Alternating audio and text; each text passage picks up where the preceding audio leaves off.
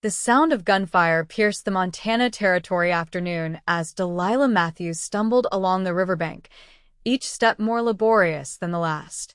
Her swollen belly, carrying twins ready to meet the world, felt impossibly heavy as sweat beaded on her forehead despite the cool autumn air of 1879.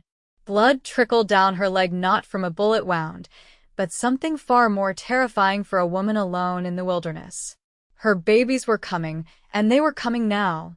Just a little further, she gasped, clutching her stomach as another contraction ripped through her body. The nearest town was still miles away, and the men who'd burned her homestead were likely still searching for her. Delilah had fled with nothing but the clothes on her back and her late husband's wedding ring on a chain around her neck. When the pain subsided momentarily, she forced herself forward, determined to reach the crossing before nightfall. But as the sun dipped behind the jagged mountains, casting long shadows across the rushing water, Delilah's strength finally failed her. Her knees buckled beneath her weight, and she collapsed onto the muddy riverbank with a cry of anguish. As darkness crept over the land, voices carried on the wind. Delilah clutched her stomach protectively, terrified the bandits had found her. Instead, she saw several figures on horseback approaching cowboys, by the look of them, leading a small herd toward the river crossing. "Please," she called out, her voice barely audible over the rushing water. "Help me." The lead rider noticed her first. He swiftly dismounted, approaching cautiously until he saw her condition. Tall and broad-shouldered, with a weathered face that had seen its share of hardship, he knelt beside her. Concern etched across his features as he took in her disheveled appearance and obvious pregnancy. "Madam." His voice was gentle despite its gravelly quality. "What in heaven's name are you doing out here alone?" "My babies," Delilah gasped, another contraction seizing her body. "They're coming. Now." The man's eyes widened, and he immediately removed his duster, placing it beneath her head. "I'm Zachariah Dawson," he said, turning to shout over his shoulder. "Boys, get over here, quick." 3 other cowboys approached, their expressions shifting from curiosity to alarm as they took in the scene. "This lady's about to have twins," Zachariah explained, his tone leaving no room for argument. "We need to get her somewhere safe." One of the younger cowboys removed his hat nervously. "Boss, nearest town's still half a day's ride." Zachariah nodded grimly. "I know. But there's that abandoned trapper's cabin about 2 miles upstream. We'll take her there." He turned back to Delilah, his blue eyes locking with her frightened brown ones. "My boys and I will carry you, madam. You and your little ones are going to be just fine." Despite the pain racking her body, Delilah felt a flicker of hope. "Thank you," she whispered. "No need for thanks. Now, this might hurt some, but we need to move you." With surprising gentleness, Zachariah slipped his arms beneath her and lifted her as though she weighed nothing. "Garrett, ride ahead and get a fire going in that cabin. Thomas, bring my horse around." The youngest cowboy, barely more than 20, stared at Delilah with wide eyes. "What about me, boss?" "Marcus, you stay with the herd. Drive them to that meadow we passed, then come find us." As Zachariah settled Delilah atop his horse, keeping one arm firmly around her waist, she felt another contraction building. "I don't think I can." "You can," he said firmly, swinging up behind her. "Just hold on to me. We'll make it in time." The ride to the cabin was a blur of pain and motion for Delilah. Every jolt sent fresh agony through her, but Zachariah's solid presence behind her provided an unexpected comfort. He spoke to her continuously, his deep voice rumbling against her back as he told her about the land, the weather, anything to keep her mind occupied. "Almost there now," he promised as a small log cabin came into view, smoke already rising from its chimney. "Just a little longer." Inside, the cabin was sparse but clean. Garrett had worked quickly, lighting lamps and stoking the fire. A bed made of rough-hewn logs stood against one wall, covered with reasonably clean blankets. "Put her there," Garrett said, stepping back as Zachariah carried Delilah inside. Zachariah gently laid her on the bed. "How long have you been in labor, madam?"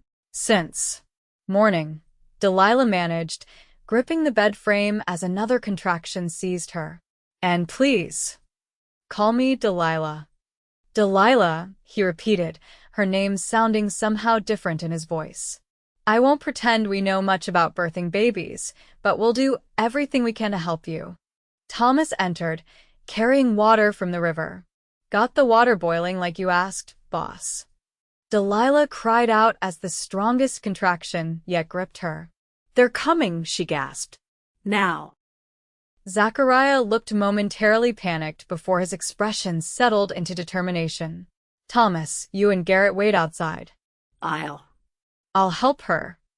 As the other men left, Zachariah rolled up his sleeves. "My mother was a midwife," he explained, moving to the foot of the bed. "I helped her a few times when I was younger. Never with twins, though." "First time for everything," Delilah said through gritted teeth, attempting a smile that turned into a grimace. "That's the spirit." Zachariah nodded approvingly. "Now, when I tell you to push, you push with everything you've got." The next hour was the most excruciating of Delilah's life. She pushed when told, rested when able, and screamed when she couldn't hold it in any longer. Through it all, Zachariah remained steadfast, his calm voice guiding her, his strong hands ready. When the first cry pierced the air, Delilah collapsed back against the pillows, tears streaming down her face. "It's a boy," Zachariah announced, his voice thick with emotion as he quickly cleaned the tiny, wriggling infant. "A perfect little boy." He placed the baby on Delilah's chest, and despite her exhaustion, she felt a surge of love so powerful it nearly overwhelmed her. But there was no time to linger. The second baby was coming. "One more time," Zachariah encouraged her. "You can do this, Delilah." With the last of her strength, Delilah pushed, and moments later, another cry joined the first. "Another boy," Zachariah said, grinning broadly as he tended to the second infant. "Two healthy sons." As both babies nestled against her chest, Delilah felt tears streaming down her cheeks. "Thank you," she whispered. "I don't know what would have happened if you hadn't come along." Zachariah's eyes met hers, something unreadable in their blue depths. "I'm just glad we did." He cleared his throat. "You rest now. We'll keep watch and take care of you all." Delilah wanted to ask more questions to tell him about the bandits, about her burned homestead, about her husband's death months earlier, but exhaustion claimed her, and with her newborn sons safely in her arms, she drifted into sleep. When Delilah awoke, sunlight was streaming through the cabin's single window. For a moment, she was disoriented, then the events of the previous day came rushing back. She looked down in panic, relieved to find both babies still sleeping peacefully beside her. "Good morning," came Zachariah's voice from across the room. He sat in a rough-hewn chair, looking as though he hadn't slept all night. "How are you feeling?" "Like I've been trampled by a herd of buffalo," Delilah admitted, "but alive." "Thank you." Zachariah nodded, rising to bring her a cup of coffee. "The boys and I talked. We can't leave you and the little ones here alone, but we need to get our herd to Fort Benton before winter sets in." Delilah's heart sank. Of course they couldn't stay, they had jobs, responsibilities. "I understand. Perhaps you could point me toward the nearest town when I'm stronger." Zachariah frowned. "That's not what I meant. You're welcome to travel with us. We have an extra wagon, not comfortable as a house, but better than sleeping on the ground. Marcus can drive it while you and the boys ride inside." Hope flickered in Delilah's chest. "You'd do that for us? Complete strangers?" "Folks help each other out here," Zachariah said simply. "Besides, we've got about 2 weeks of driving before we reach Fort Benton. Plenty of time for us not to be strangers anymore." His eyes crinkled at the corners when he smiled. "That is, if you want to come along."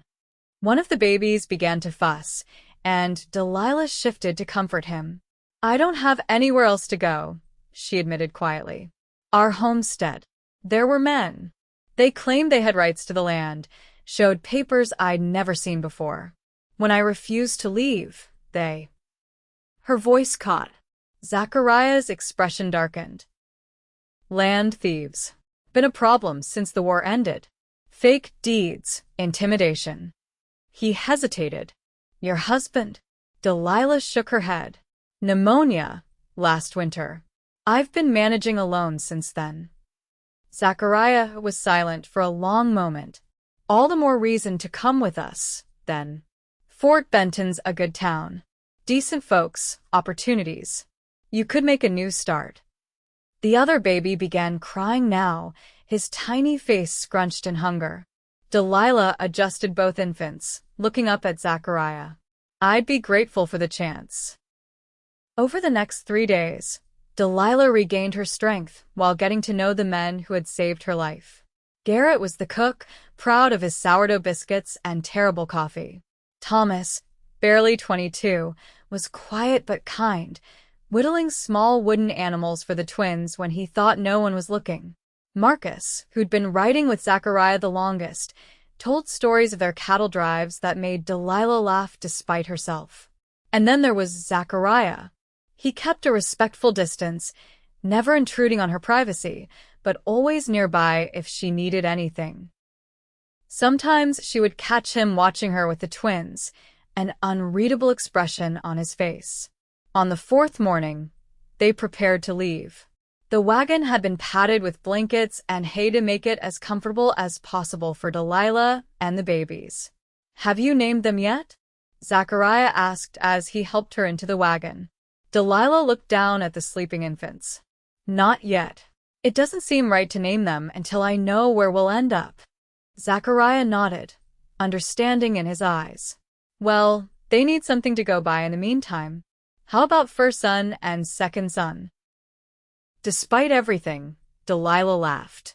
"That's terrible."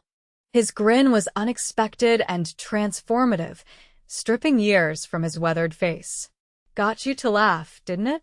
As the wagon jerked into motion, Delilah found herself smiling. For the first time since her husband's death, she felt something like hope. The journey was slow, but steady. They followed the river north, the cattle moving at an unhurried pace that suited Delilah's recovery. Each evening, the men would make camp, Garrett cooking while the others tended the herd. Zachariah would often sit with Delilah after dinner, sometimes talking, sometimes simply watching the stars in companionable silence. On their 5th night on the trail, as the twins slept in a makeshift cradle beside the fire, Delilah finally asked the question that had been on her mind. "Why are you doing all this for me, Mr. Dawson?" Zachariah looked up from his coffee. "Zachariah," he corrected gently. "Or Zach, if you prefer." "Zachariah," Delilah repeated. "You didn't have to help us. Most men would have kept riding." He was silent for a long moment. 10 years ago, I had a wife. Hannah. She was expecting our first child when a flash flood hit our homestead. I was away, delivering horses to Fort Laramie. His voice grew rougher. By the time I got back, it was too late. Found her 2 miles downstream. Delilah's throat tightened. "I'm so sorry." After that, I couldn't stay in one place anymore. Started driving cattle, moving around. Seemed easier that way. He looked up, meeting her eyes across the fire. "When I saw you by that river, I couldn't ride past. Not again." Understanding dawned on Delilah. "You think saving us somehow makes up for not being there for her?" Zachariah's jaw tightened. "Nothing makes up for that. But helping you and your boys feels right."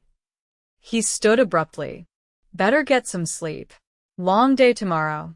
As he walked away, Delilah watched him, seeing beyond the tough exterior to the man carrying a decade of grief. In that moment, something shifted inside her, a recognition, perhaps, of a pain that mirrored her own. The next few days brought challenges. One of the twins developed a fever that had Delilah frantic with worry. Zachariah rode ahead to an Indian settlement he knew, returning with an elderly medicine woman who prepared a tincture of herbs that broke the fever by morning. When Delilah tried to thank him, he brushed it off, saying anyone would have done the same. But she was beginning to understand that wasn't true. Zachariah Dawson was a rare kind of man, one who carried his pain privately, but never let it stop him from helping others. A week into their journey, they encountered another cattle drive heading south. The men exchanged news: railroad expansion, beef prices, and troubling rumors of land disputes turning violent near Fort Benton. Homesteaders against ranchers, the trail boss explained. Big outfits claiming water rights, pushing smaller folks out. That night, Delilah found Zachariah sitting apart from the others, staring into the darkness. "You're worried about the trouble ahead," she observed, settling beside him with a sleeping baby in her arms. He nodded. "Been brewing for years. Land's changing. Used to be enough space for everyone. Is Fort Benton still safe for us?" Zachariah turned to her, his expression serious. "I'll make sure it is." There was something in the way he said it, a certainty, a promise that made Delilah's heart flutter unexpectedly. She'd been a widow for nearly a year, focused solely on survival and bringing her babies into the world. She hadn't considered the possibility of feeling anything for another man. Yet here, under the vast Montana sky, something was taking root. The next morning, as they prepared to move out, Zachariah approached her with an unexpected suggestion. "Thought you might want to ride today, instead of jolting around in that wagon. Marcus can mind the little ones for a spell." Delilah hesitated. "I haven't been on a horse since before." She gestured to her still recovering body. "All the more reason," Zachariah insisted. "Nothing heals the spirit like riding." Despite her misgivings, Delilah found herself agreeing. Once the twins were settled with Marcus, who looked both terrified and determined, Zachariah helped her mount a gentle mare. "Just follow my lead," he said, swinging onto his own horse. "We'll stay close to the herd." The day was clear and cool, the kind of autumn perfection that seemed to sharpen every color and scent. As they rode side by side, Delilah felt something inside her loosening, a tightness she hadn't even realized was there. "Tell me about your husband," Zachariah said after they'd ridden in silence for a while. Delilah was surprised by the request, but found herself answering. "Edward was kind, steady. We grew up in the same town in Pennsylvania. Married young, came west because he had dreams of building something that was ours alone." "You loved him." "I did." Delilah looked across the rolling grassland. "But I think I loved the dream as much as the man." "Is that terrible to admit?" Zachariah shook his head. "Sounds honest to me." "What about your wife?" Delilah asked tentatively. "What was she like?" A faint smile touched his lips. "Hannah was fire. Quick to laugh, quicker to argue. Could outride most men I knew." His expression softened. "She's the one who wanted to homestead. Said she needed roots to grow a family." Delilah heard the lingering pain in his voice. "And you've been wandering ever since." "Roots don't take well when the ground's been washed away," he said quietly. They rode in silence for a while, each lost in their own thoughts. When they crested a small rise, Zachariah reined in his horse, pointing ahead. "See there? Where the river bends. That's the halfway point to Fort Benton." Delilah studied the landscape, realizing with a start that she was beginning to think of this journey not as an escape, but as a path forward. "What will you do after you deliver the cattle?" Zachariah looked at her, something unspoken in his gaze. "Haven't decided yet.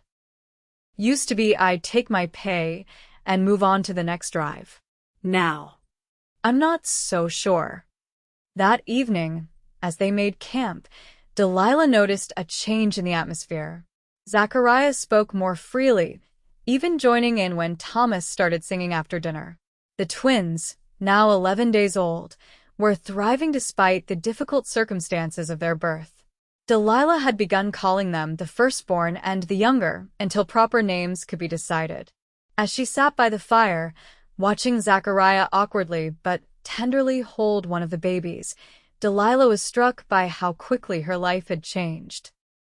2 weeks ago, she had been a desperate widow preparing to give birth alone. Now she was surrounded by men who had become protectors, friends, and in Zachariah's case, something she wasn't quite ready to name. The next day brought storm clouds and a chill that cut through Delilah's borrowed coat. By noon, rain was falling steadily, turning the trail to mud. Zachariah called a halt earlier than usual, finding shelter in a stand of cottonwoods with a natural overhang that kept the worst of the rain off.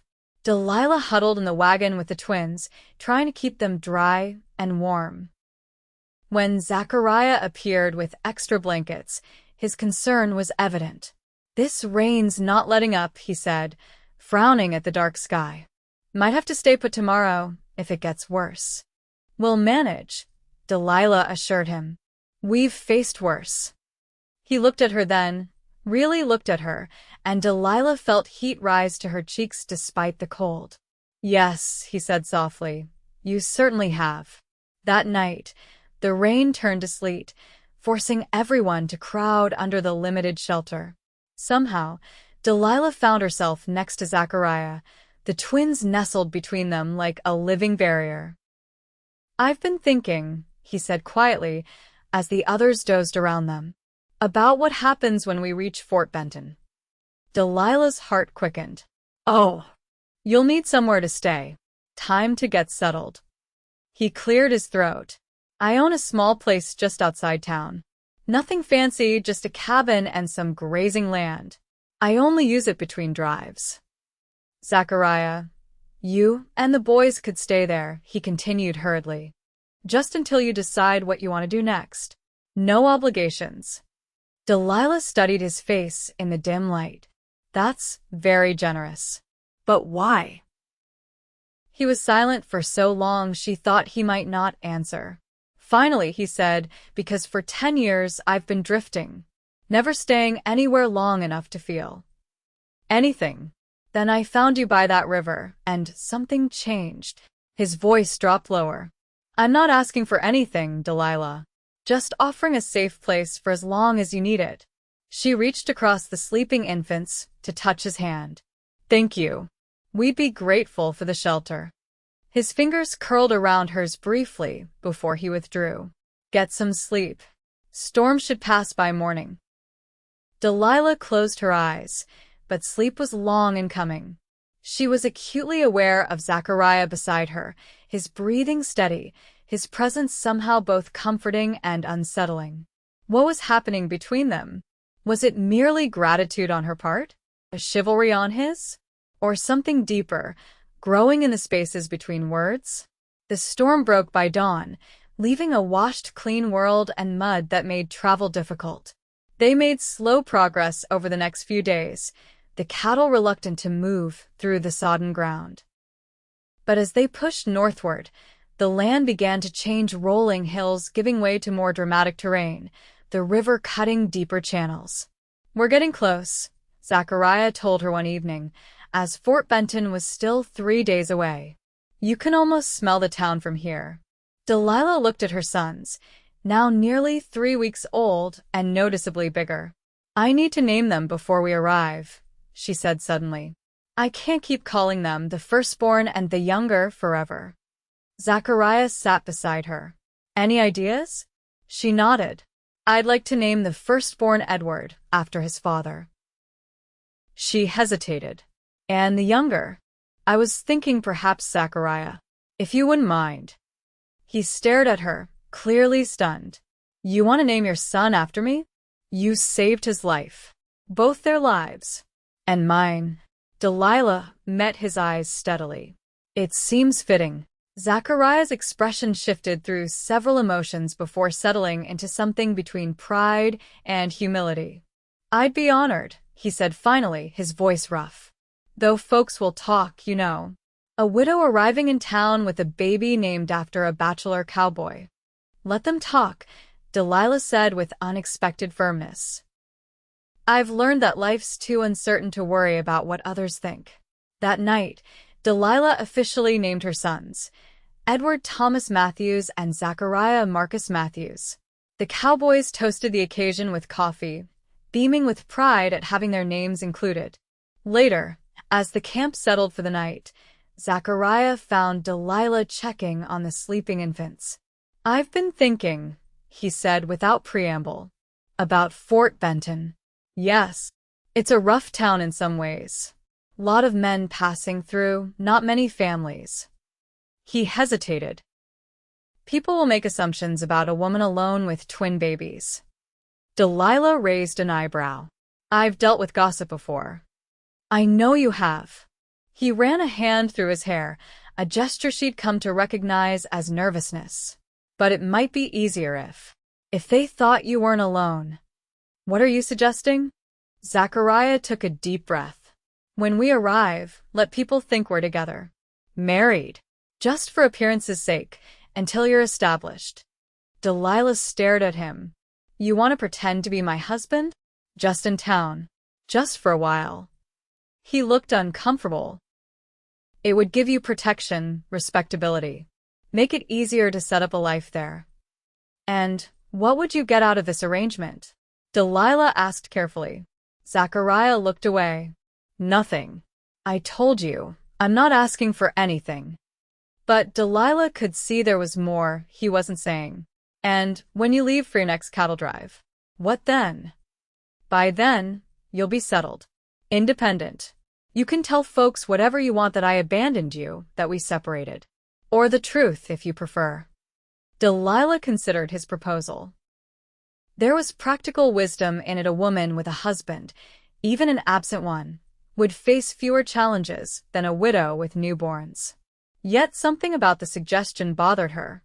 "I appreciate the offer," she said finally, "but I think I'd rather face Fort Benton honestly. I've survived this far on my own terms. I'll continue that way." Disappointment flickered across his face, quickly masked. "Of course. It was just a thought."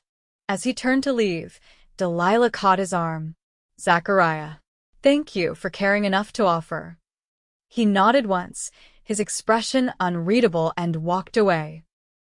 The next morning brought tension that hadn't been there before. Zachariah was polite but distant, focusing on the herd rather than riding alongside the wagon as had become his habit. Delilah found herself missing his company, regretting the awkwardness that had grown between them. By evening, she'd made a decision. When Zachariah finally approached the wagon to check on her and the twins, Delilah took a deep breath. "I've been thinking about what you said last night," she began. "About Fort Benton." He looked wary. "And you're right that it would be easier if people believed I wasn't alone." She met his eyes directly. "But I don't want pretense between us, Zachariah. These past weeks, you've shown me nothing but kindness and respect. If there's to be something more, I want it to be real." Surprise registered on his face. "What are you saying, Delilah?" "I'm saying that I care for you. More than I expected to. More than might be wise." She smiled faintly. "And I think you care for me too." Zachariah was silent for a long moment. "I do," he said finally. "God help me, I do. But it's too soon." "Your husband has been gone nearly a year," Delilah finished gently. "And while I'll always honor his memory, life goes on. My sons need a father. And she hesitated. "I need someone who understands what it is to lose everything and still find the courage to begin again." He moved closer, reaching out to touch her cheek with a gentleness that belied his strength. "Are you sure? About me?" "I'm sure that I want the chance to find out," Delilah said honestly. "No pretending." "Just us, seeing where this leads." The smile that spread across Zachariah's face was like sunrise after the longest night. "I can live with those terms, Mrs. Matthews." "Good," she said, returning his smile. "Because I've grown rather accustomed to having you around, Mr. Dawson." As Fort Benton came into view on the horizon 2 days later, Delilah felt both trepidation and excitement. The town represented a new beginning, but also unknowns and challenges she couldn't predict. Nervous? Zachariah asked, riding alongside the wagon. A little, she admitted. It's been a long journey. He looked at her with warmth in his eyes. Just beginning, I'd say. That evening, they made their final camp before reaching town. After the twins were settled for the night, Zachariah led Delilah a short distance from the camp to a rise overlooking the river and the town lights beyond. I wanted to show you something, he said, pointing to a distant cluster of trees. See that stand of cottonwoods? That's the corner of my land. The cabin's just beyond. Delilah could just make out a chimney and part of a roof. It looks peaceful. It is. He turned to her, suddenly serious. Delilah, I need to say something before we reach town. She waited, heart quickening. These past weeks, traveling with you and the boys. It's been like waking up after a long sleep. For years, I've been just existing, moving from one drive to the next without putting down roots anywhere. He took her hands in his. I don't want to do that anymore. What do you want, Zachariah? Delilah asked softly. A life. A real one.